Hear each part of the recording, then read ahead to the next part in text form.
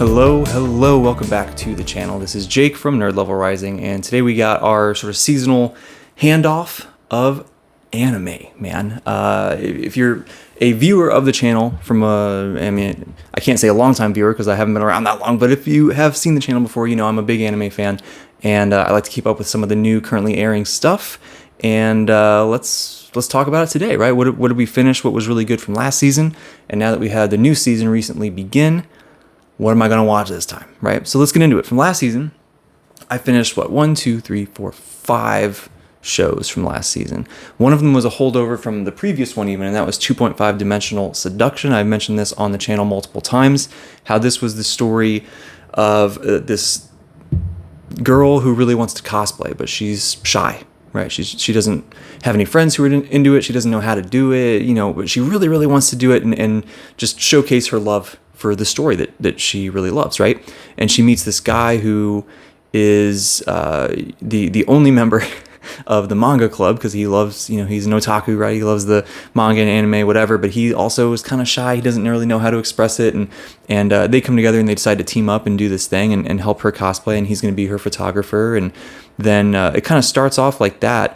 And then they bring in more people into the club and they're all doing it together. And it sort of morphs into this story of not just doing what you love and finding this community, but like really finding your voice, finding your confidence and being comfortable with who you are and what you love and expressing that and realizing that that's okay and that people aren't going to think that you're weird, right? They're going to respect that you are out there just doing what you love, right? And there's so much heart in the show. It was such a beautiful story at the end of the day. And as it went on, I think they tried to do just a little bit too much with some of the character backstories that it just, not that it was bad or unwanted, but just they needed, in my opinion, a little bit more time, a few more episodes to kind of flesh some of those things out a little bit more. It felt slightly rushed here and there, but overall, I think this was great. I really, really enjoyed this. It was really fun.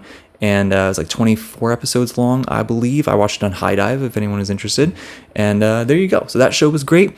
I also began season 2, that is now continuing into the current season, of the remake of Rurouni Kenshin. And this is the Kyoto Disturbance arc, which I am so excited for, you guys. Okay, I'm a big Kenshin fan. I watched it growing up, the original anime. And I loved it as a kid. I rewatched it as I think I was maybe 20-ish years old. I rewatched it then, really enjoyed it then. And now I'm watching the remake, and it's awesome, right? Season 1 that happened earlier last year was really, really cool, really great. Now we're getting into season 2, which was sort of my favorite season before. So Kenshin is the story of, it's a period piece, Japan, sort of the turning of the time. I think it was the beginning of the Edo period, maybe, I want to say. Somebody in the comments will correct me. I always get this wrong, which period it was. But it's when the age of the samurais is sort of being phased out.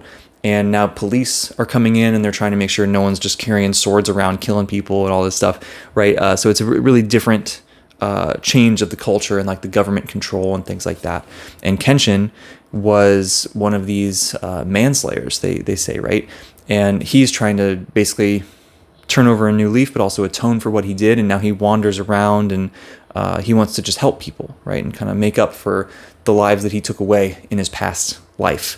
And he meets these people and then his past kind of comes back to haunt him and he has to take care of stuff and, but he can't betray that part of himself that's trying to change, that wants to not be a killer anymore, that wants to just be a good person.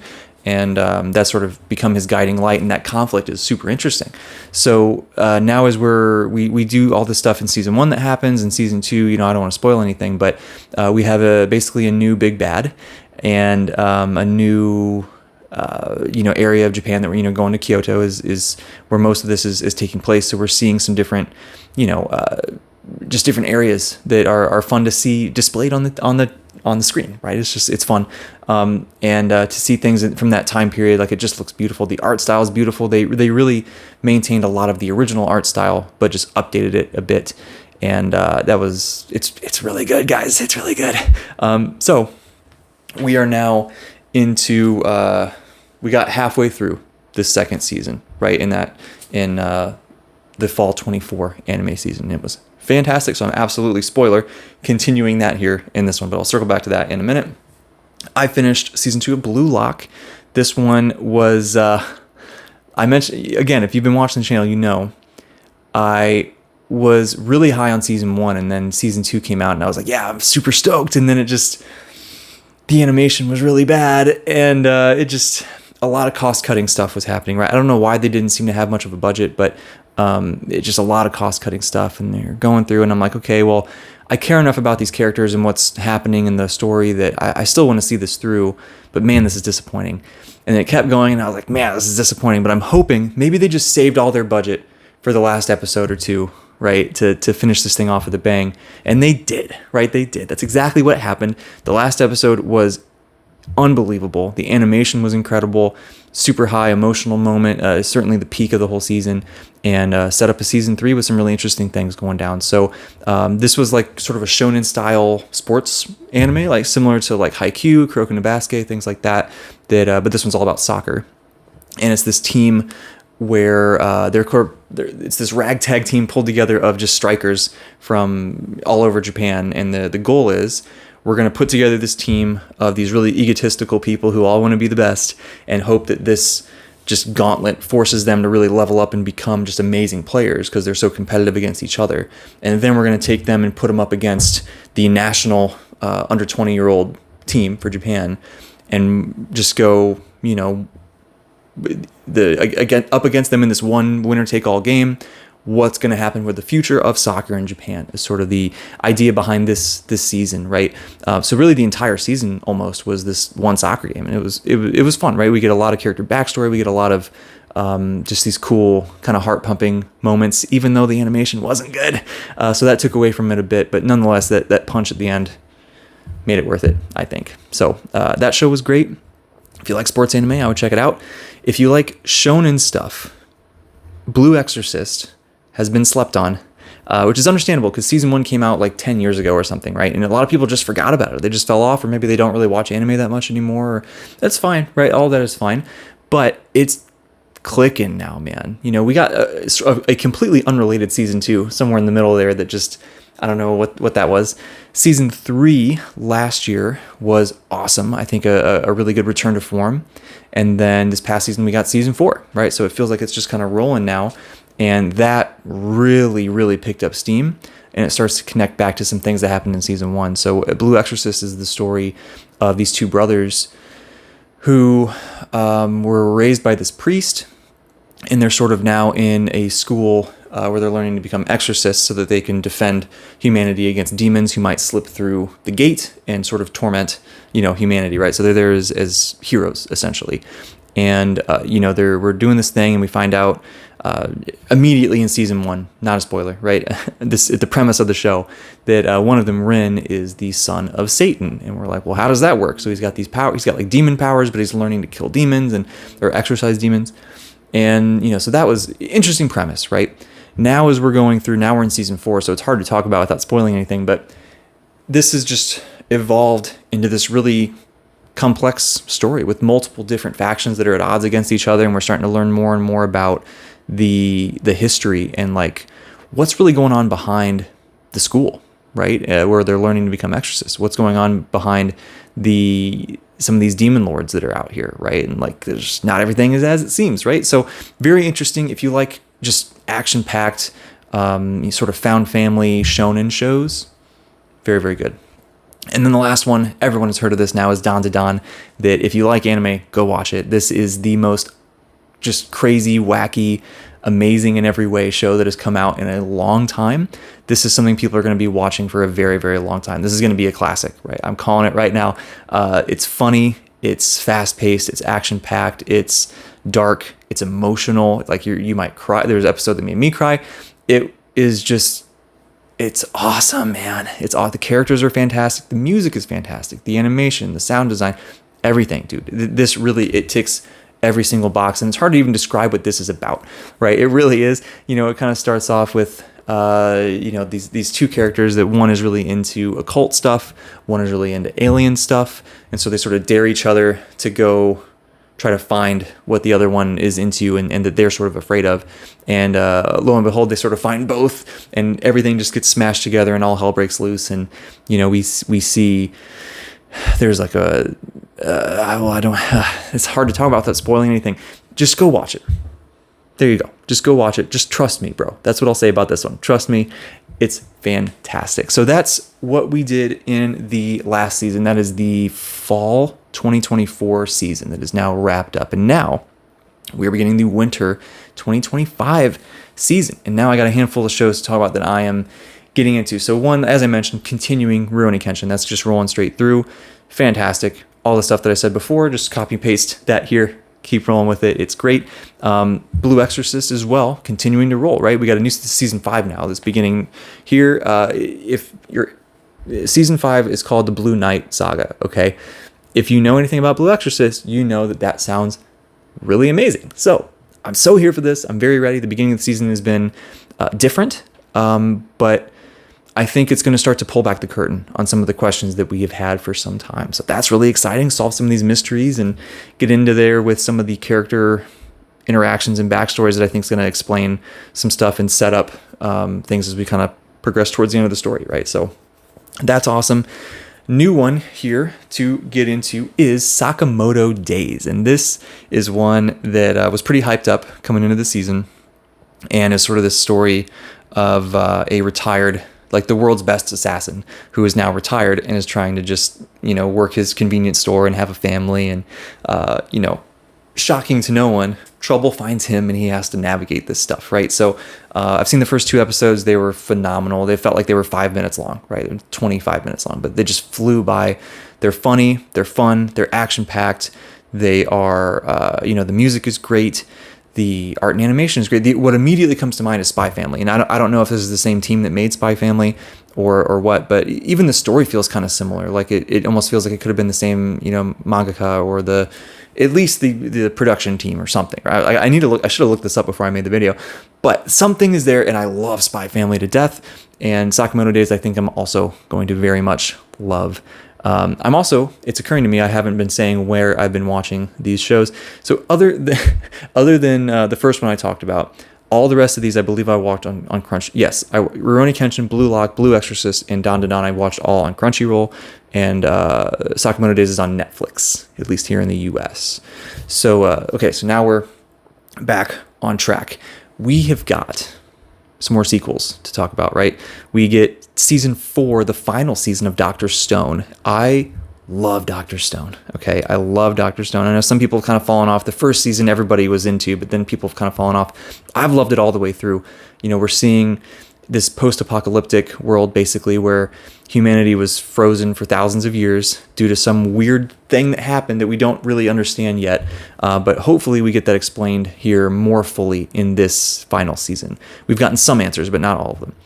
But so humanity's frozen for thousands of years, and then one person wakes up, and his name's Senku, and he's a scientific genius, and he is, sets out to try to survive as a human race, right? And he uses his knowledge of science to, figure out how to reawaken some other people, right? Figure out how to make tools, how to make food, how do I survive, right? And because he's so intelligent, he's able to really fast forward a lot of the stuff that it took real life humans, millions of years to figure out, right? So I hope that timeline's accurate. I don't know the history of the world, but it's really fun as somebody who is a scientist, right? To see this stuff kind of go out, and I can't speak to how accurate all of it is, but it makes enough sense to me at least, right? So it's so entertaining. It's really fun. There's some great action sequences.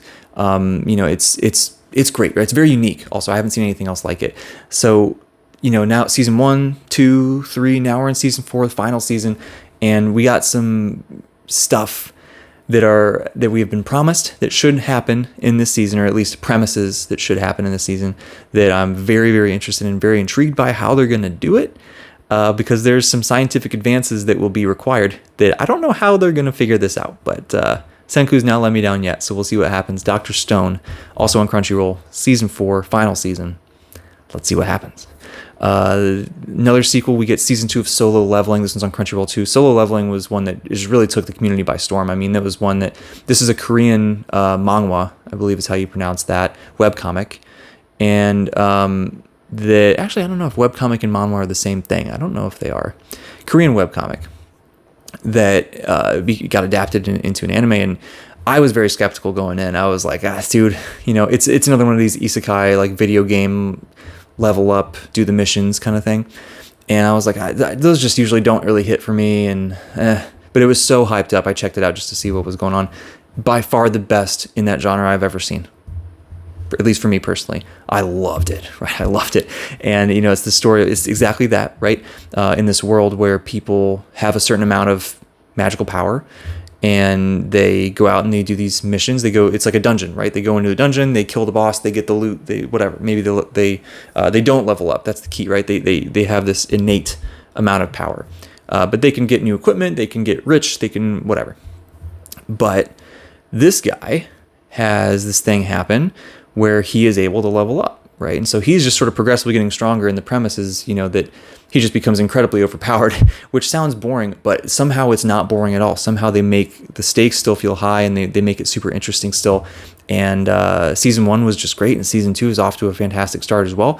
There's already been some sort of new development with how the magic works in the world here early on that I can't wait to see where that goes. So Solo Leveling, picking up right where it left off. 2 big thumbs up from somebody who didn't think that they would highly recommend a video game style isekai on my channel, but hey, there you go, right?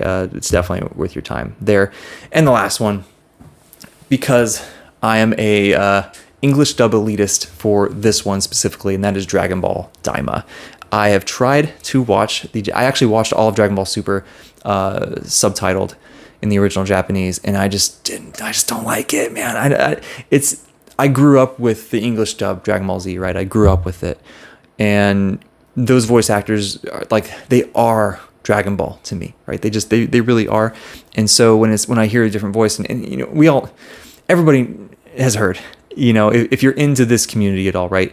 That the Dragon Ball Japanese voice acting is incredibly different, right? Like Goku, it's like a elderly woman who does Goku's voice. Right, which if you know the English dub Goku's voice, like Sean Schemmel, is very different, So it's just a different vibe, different sound, and to me, I just really greatly prefer the English dub. So I waited for the English dub to come out for this before I watched, Dragon Ball, and I wasn't the biggest fan of Dragon Ball Super by any means. I think it had moments that were really good, but overall, very meh. Which pains me to say with how much Dragon Ball means to me, but hey, there you go. So I'm going into this with lowered expectations. But I'm going to be honest, it starts off really good, right? I've only seen the first episodes. That was the only one so far that's been English dubbed as I'm recording this. But actually, episode 2 might be out now. I just haven't watched it yet. But good premise, good idea. It's bringing back, some similar themes that have been kind of done before, which is what Dragon Ball seems to keep doing. They keep just recycling previous characters and things like that, which is a little bit annoying. But from what I've heard, this does very much take off and do its own thing. I've seen some spoilers already of some stuff. That's okay, though. It's not a big deal. And, we're just along for the ride, right? We're along for the ride. My expectations aren't super, super high, but so far I am enjoying it. I like sort of again, expanding out the world building with the Kais and, the different universes and stuff like that. I'm going to be honest again, though. I don't like that they're kids. I just don't like it. It's the same thing as like in I actually really I like Dragon Ball GT more than most people. I actually liked it quite a bit, but I hate that Goku is a kid. It just doesn't, why? What's the point, right? It just, so I don't like that happened yet again here in this series, but nonetheless, we'll see where it goes. I'm optimistic anyway. I'm optimistic. So that's what we got, right? We're going to see how those go. I'll check back in about these kind of throughout. I would imagine, I don't see myself dropping any of these, right? They all seem really great, but we shall see. And here in a few months, we'll do our next handoff video like this, right? So that'll be fun to be able to reflect back and see how we like these. So I know this video won't get as many views just because, most of the book people aren't really here for this, but that's okay. I like it. I want to talk about it. I want to talk about all the cool stuff in all of these different fandoms that I like. So here we are. So if you saw this whole thing, if you hung with me, give me a thumbs up on that video. Talk to me in the comments about what you watched from last season, what you're going to try to watch here this season. There's so, I'm watching 5 or 6 shows or something like that. Like there's dozens and dozens of these. There's so many. So I would imagine I'm sure there's some crossover. I'm watching all the popular stuff, right? Because my time is limited. I have to be really selective. But, there's so much stuff out there. So let me know, especially if you found some hidden gems that are amazing, but just didn't get much hype. Maybe I haven't heard of it. Hit me up, right? Let me know what's going on. Thank you so much for watching. I will see you next time.